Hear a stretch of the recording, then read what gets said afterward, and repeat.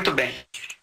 Eu quero dar graças a Deus pelo privilégio de poder estar com vocês agora unidos num só espírito, numa só fé, num só coração, em busca do que há de mais precioso, mais valioso em todo o universo, a alma. E antes de nós ministrarmos a palavra, eu queria que você fechasse os olhos e vamos falar com Deus nesse momento. Espírito Santo, em o nome do Senhor Jesus, nós estamos diante da tua presença. Não importa a distância que nos encontramos uns diante dos outros. Mas o que importa é que nós estamos em espírito.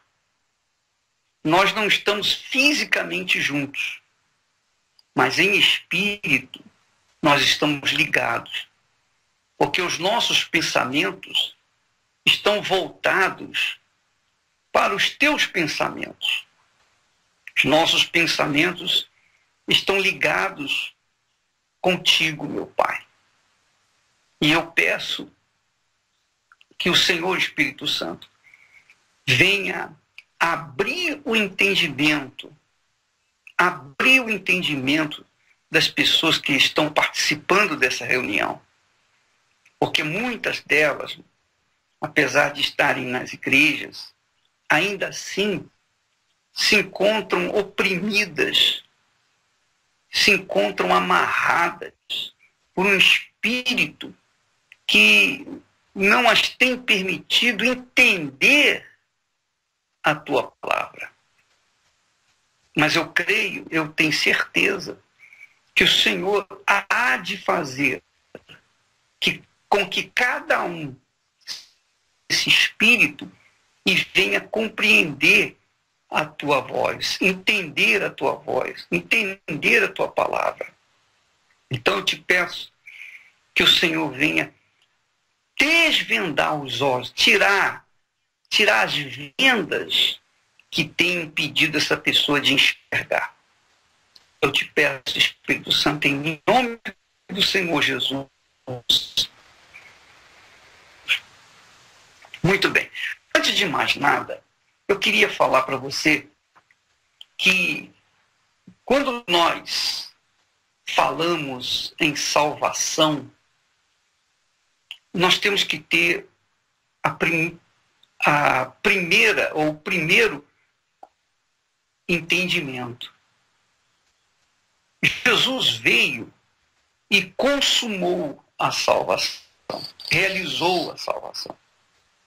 O Espírito Santo veio e sustentou e tem sustentado aqueles que serão salvos.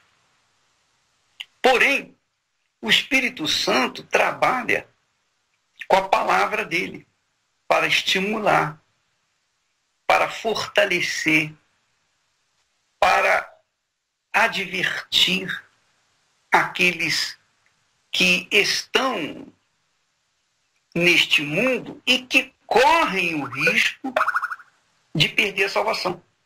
Isso mesmo.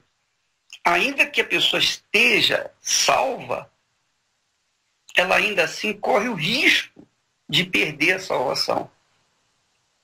E eu quero falar sobre isso nos próximos domingos, exatamente de acordo com como Jesus falou nas suas cartas apocalípticas. Ele enviou suas cartas para ao anjo, ou para cada anjo da igreja. É como João diz aqui. Aliás, foi o próprio Jesus que diz para ele: o que vês, escreve em livro e manda às 7 igrejas. Aí ele fala: igreja de Éfeso, Esmirna, Pérgamo, Tiatira, Sardes, Filadélfia e Laodiceia.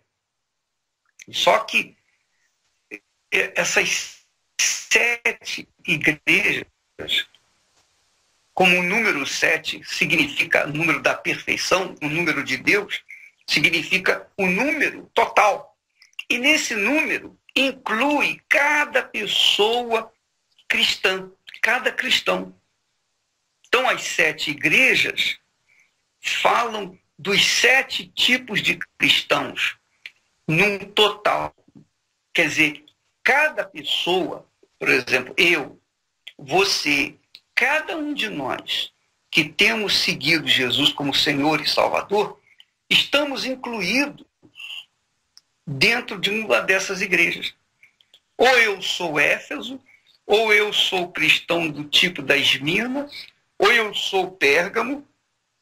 Você é a mesma coisa. Ou você é a igreja de Éfeso, ou você é a igreja de Esmirna, ou você é a igreja de Pérgamo. Enfim, cada uma dessas igrejas identificam cada cristão, cada tipo de cristão. Então, no próximo domingo, eu vou começar a falar sobre cada uma dessas igrejas. Obviamente que nós estaremos focalizando, e o Espírito Santo vai identificar, aquelas pessoas que estão incluídas dentro daquela igreja. Então, se você não estiver incluída dentro da igreja de Éfeso, você provavelmente vai estar incluído ou incluída na igreja de Esmirna ou na igreja de Pérgamo. E assim, fazendo, a gente vai verificar, conferir o tipo de cristão que nós somos ou temos sido diante de Deus. O tipo de seguidor que nós temos sido. O tipo de discípulo que nós temos sido de Jesus. Então é importante que você saiba, durante esses próximos 7 domingos, nós estaremos falando sobre esse assunto. E é interessante que quando Jesus fala com João, ele diz assim, o João diz assim, voltei-me para ver quem falava comigo. E voltado, vi 7 candeeiros de ouro. E no meio dos 7 candeeiros, um semelhante a filho de homem, com vestes talares e cingido à altura do peito, com uma cinta de ouro.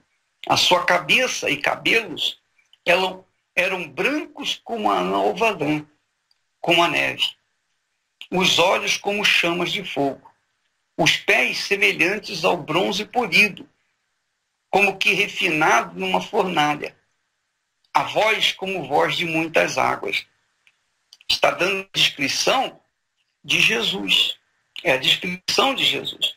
Quer dizer, o Jesus que o mundo se nos apresenta não tem nada a ver com esse Jesus que está aqui descrito. E esse Jesus é que estava falando com João a respeito da mensagem, a mensagem que ele, Jesus, estava enviando para as 7 igrejas. Isto é, ele, Jesus, está enviando para cada um de nós. Cada um de nós. Pode ter certeza disso. Porque você verifica que Jesus partiu, consumou a obra da salvação, ressuscitou, ascendeu aos céus, subiu aos céus e enviou o Espírito Santo. E o Espírito Santo, através dos seus servos, tem exortado, admoestado, tem estimulado, tem advertido as pessoas desse mundo, ou aos cristãos, ou aqueles que supostamente são cristãos. Então, no domingo que vem, nós vamos falar sobre a primeira igreja, a igreja de Éfeso. E eu espero que você esteja interessado para ver a sua condição, a sua posição diante de Deus. Tá certo? Muito bem. Então, nós vamos falar agora sobre o que nós consideramos o que há de mais precioso. Veja só, se você abrir a sua Bíblia aí, lá em Salmo 116, abra sua Bíblia em Salmo 116. Salmo 116. Vamos ler aqui o que está escrito. Salmo 116.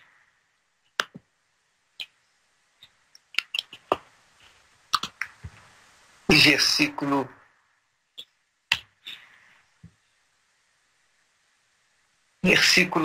16. Salmo 116, versículo 16. Desculpa, eu estou... Não, Salmo 116, versículo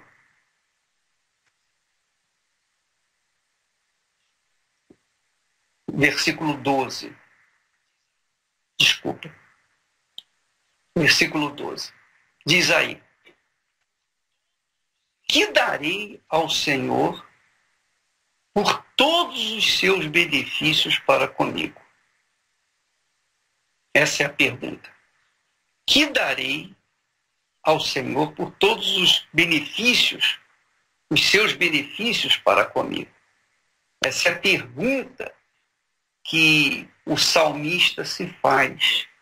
O salmista, dirigido pelo Espírito Santo, faz essa pergunta. É interessante o seguinte, eu não sei se você já notou, mas quem já teve uma experiência com Deus, quem já nasceu do Espírito Santo, quem teve uma experiência do novo nascimento, tem dentro de si, carrega dentro de si um desejo, um grande desejo, um imenso desejo.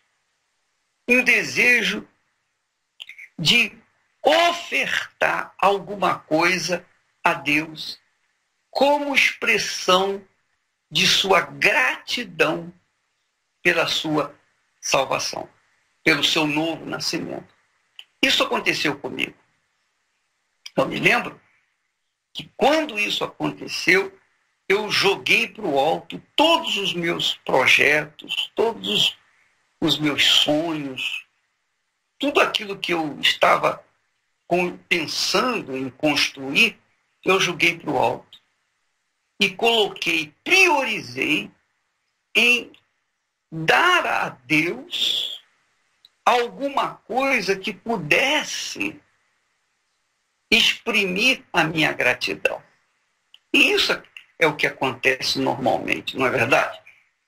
Você é imbuído de tão grande amor, de tão grande gratidão para com Jesus, que você fica pensando como que eu posso agradá-lo. Não é verdade? Isso não aconteceu com você? Eu me lembro comigo. Foi tão forte que eu esqueci simplesmente de pensar em mim.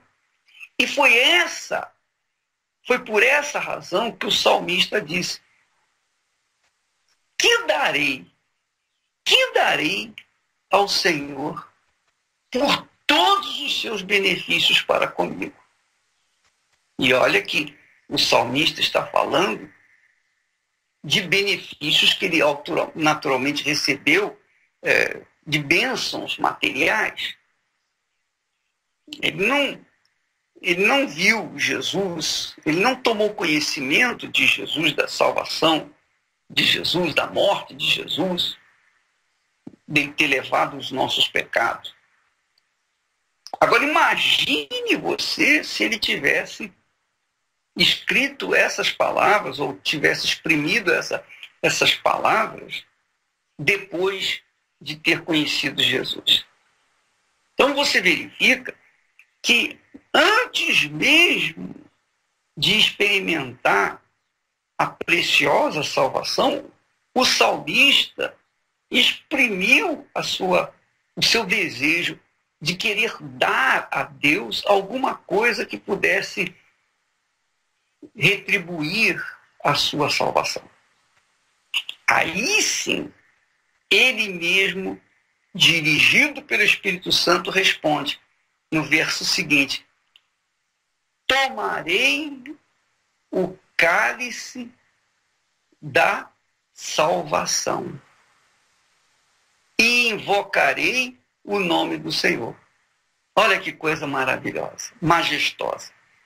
Primeiro, ele pergunta a si próprio: que darei ao Senhor por todos os seus benefícios para comigo? Em seguida,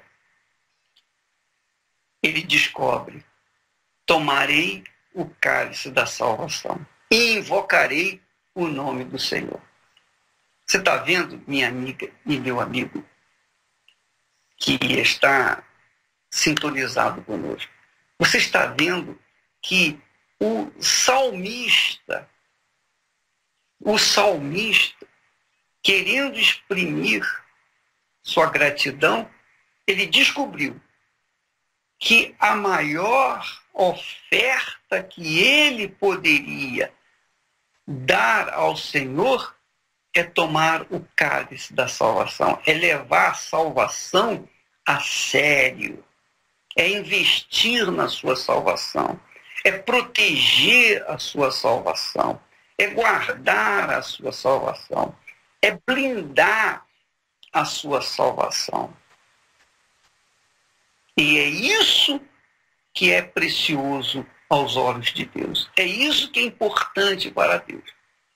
Porque nós vivemos numa guerra contínua, você, eu, todos nós. E quando eu falo de guerra, é uma guerra espiritual. Além das guerras que nós travamos no dia a dia, os problemas seculares, nós travamos uma guerra diária contra o inferno. Porque mesmo depois de termos sido nascidos de Deus, batizados nas águas, batizados com o Espírito Santo, ainda assim o diabo sugere, tenta, da mesma forma como ele fez com Jesus no deserto. Ora, se você pode imaginar, se Jesus, o Filho de Deus, o próprio Deus, foi tentado pelo diabo para perder a glória de Deus, quanto mais nós. É ou não é? Então, 24 horas por dia, o diabo anda em derredor tentando tragar a nossa vida, tentando tragar a sua vida. Então, a gente não pode, em hipótese alguma, de forma nenhuma, cochilar no que diz respeito à nossa salvação. É ou não é? Ela é tão importante, O que eu poderia exprimir, o que eu poderia comparar à salvação? A salvação é como o ar que você respira para viver. Nós precisamos do ar para viver. Sem o oxigênio, a gente morre. A gente não dura nem 3 minutos. Às vezes a pessoa não dura nem 1 minuto por falta do oxigênio. Então, assim também é a salvação. A nossa salvação, a gente tem que guardá-la como a menina dos olhos. É tão preciosa. Veja só o que Jesus falou. Jesus falou lá em Mateus, capítulo 16, e versículo 26.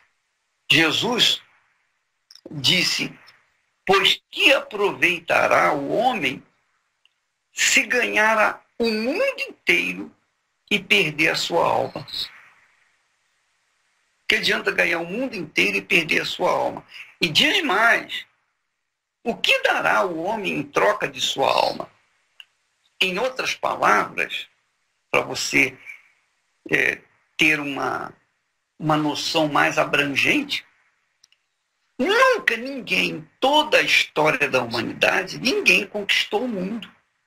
Nem os maiores imperadores, os reis do passado, a história da humanidade não registra nenhum homem que tenha conquistado o mundo inteiro. Nem Salomão, em toda a sua glória, em toda a sua sabedoria, toda a sua riqueza, conquistou o mundo inteiro.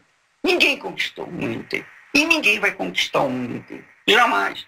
Mas, o que Jesus está falando é o seguinte: ainda que alguém conquiste o mundo inteiro, ainda assim, o que adianta se perder a sua alma? Então nós verificamos que o valor da sua alma para você, o valor da minha alma para mim, não tem preço. Diante de Deus, é claro, é mais do que precioso. Não há nada mais valioso.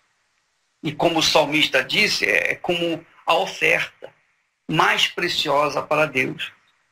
Mas a mais preciosa oferta que o homem pode dar para Deus é proteger a sua salvação, é fugir do mal. Eu estava meditando no blog da Esther, lá ela diz, né, a história de Noé, lá no versículo de Gênesis diz assim: eis a história de Noé.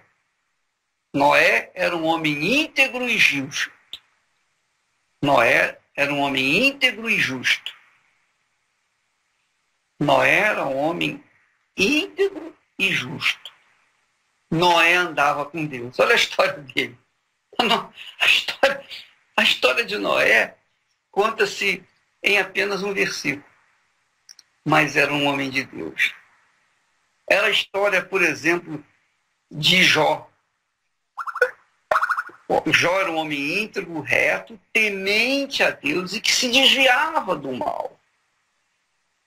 E por conta dele ter esse caráter, o próprio Deus o glorificou na cara do diabo. Porque Deus falou para o diabo: você observou o meu servo Jó, homem íntegro, reto, temente a Deus e que se desvia do mal.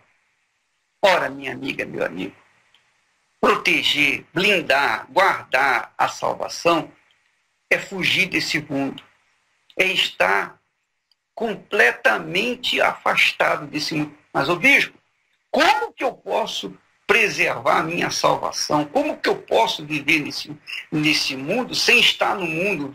Como que eu posso estar nesse mundo ou preservar minha salvação, a minha integridade espiritual, se eu convivo no meio de gente incrédula, no meio de gente que fala palavrão, se eu convivo no meio de gente que é suja, que é imunda, que não tem o mínimo de respeito para com as coisas de Deus, nem para com a minha fé?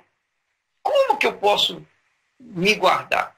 Minha amiga, meu amigo, tanto quanto você puder fugir dessas amizades, fugir do ambiente hostil à sua fé, fugir de conversas fiadas com pessoas que não têm nada a ver com a sua fé, fugir de amigos, parentes e até entes queridos. Se você puder fugir, você estará preservando a sua alma, guardando a sua alma.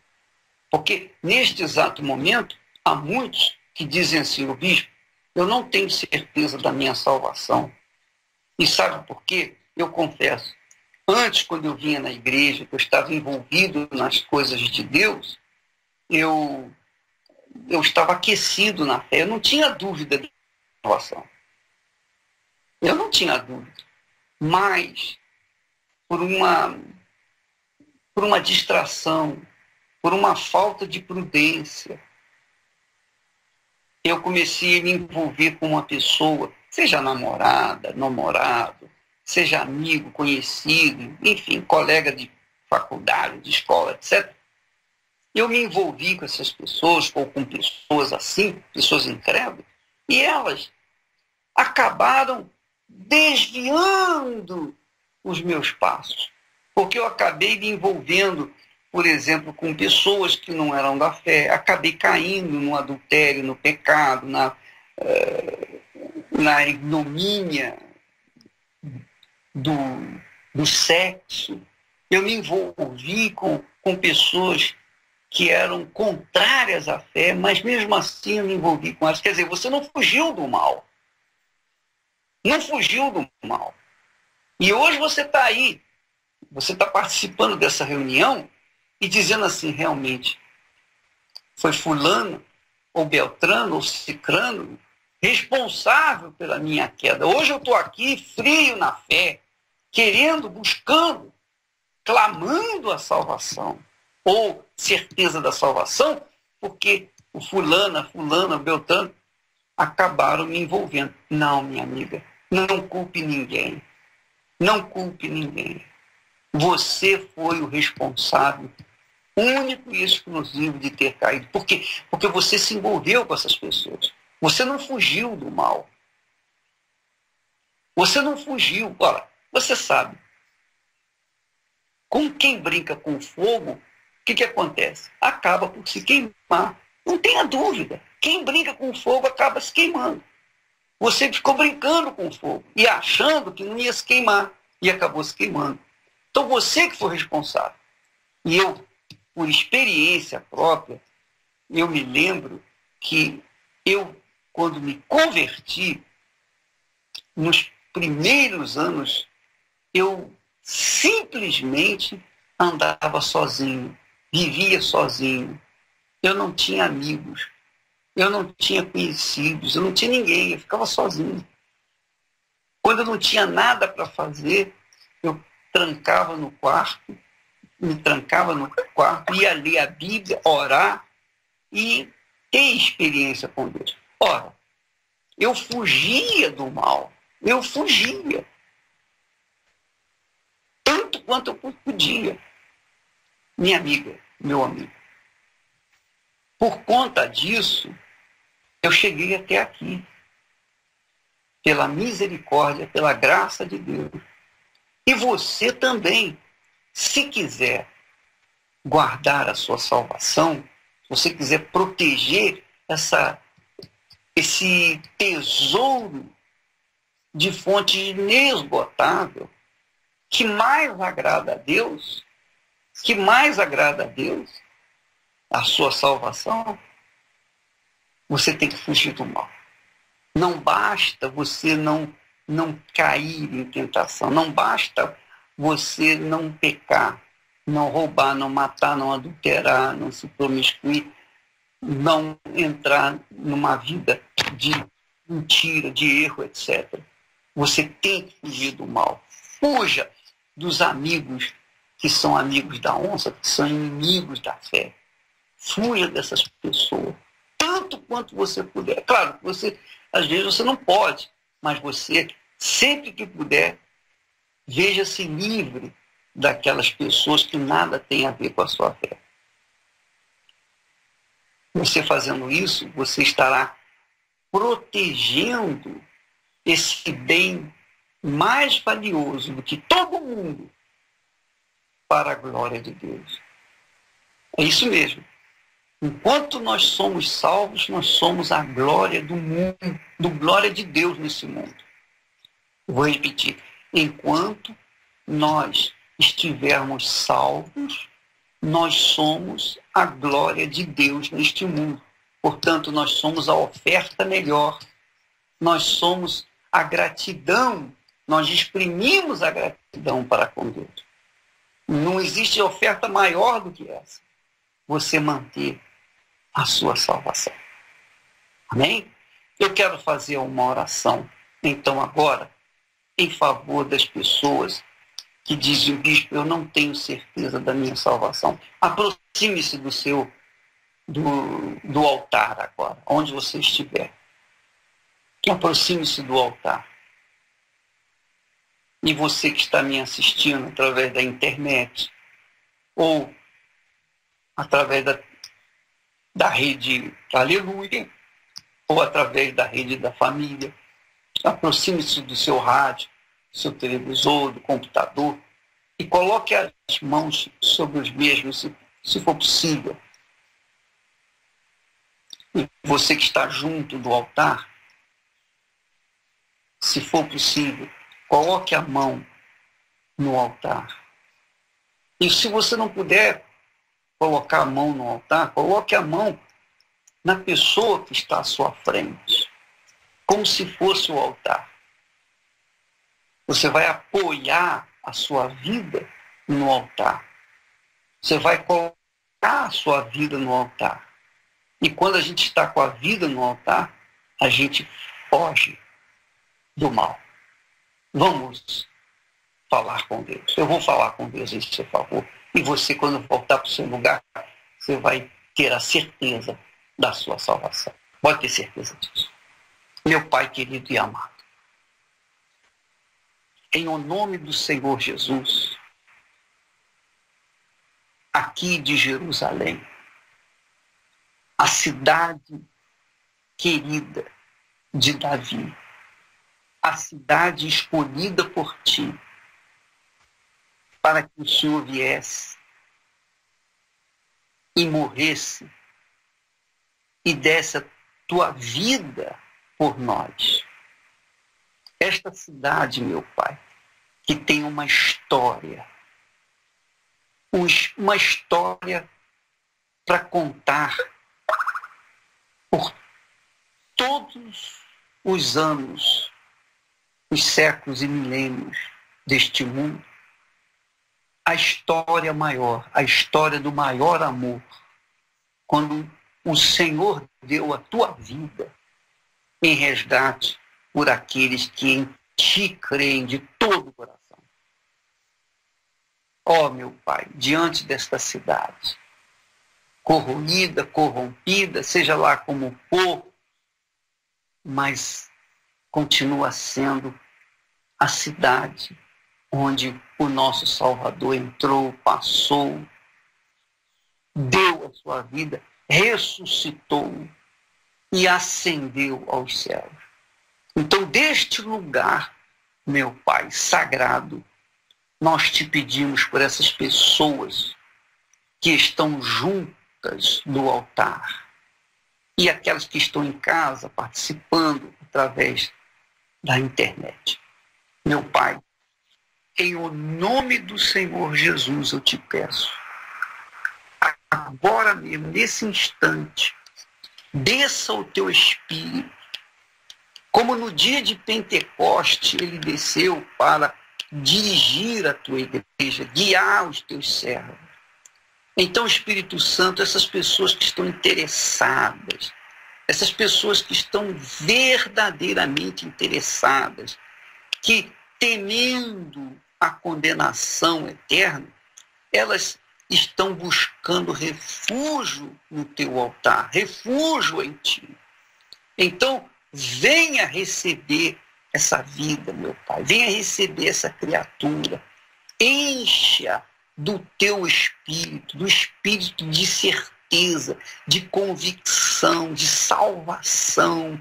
Encha, meu Pai, de certeza absoluta, a mesma certeza que o Senhor me deu, dê para essa pessoa, para essa criatura. Eu passo, eu transfiro a minha fé, a minha certeza, o meu espírito para essas pessoas, e elas recebam, sejam revestidas dessa certeza, meu Pai. Enquanto eu oro, enquanto eu falo contigo, haja salvação, haja transformação, haja novos nascidos na fé, para que o Senhor seja glorificado. Ah, meu Pai, como disse o teu servo, que darei ao Senhor por todos os benefícios que tem feito para comigo. Ó, tomarei o cálice da salvação e invocarei o nome do Senhor. E é o que nós estamos fazendo, meu Pai. Nós estamos trabalhando para que todo o teu povo venha tomar o cálice absorva, beba do cálice da salvação, para que venha invocar o teu nome e te glorificar. Em o nome do Pai, do Filho e do Espírito Santo. Agora mesmo, minha amiga, meu amigo, solte a mão da pessoa que está à sua frente e vamos entrar no espírito de louvor, de adoração. O pastor vai começar, vai falar, vai cantar, vai orar, vai buscar junto com você a partir de agora. Então, pronto, eu termino essa oração, então vocês entram no espírito de adoração, em nome do Pai, do Filho e do Espírito Santo. Amém. E graças a Deus.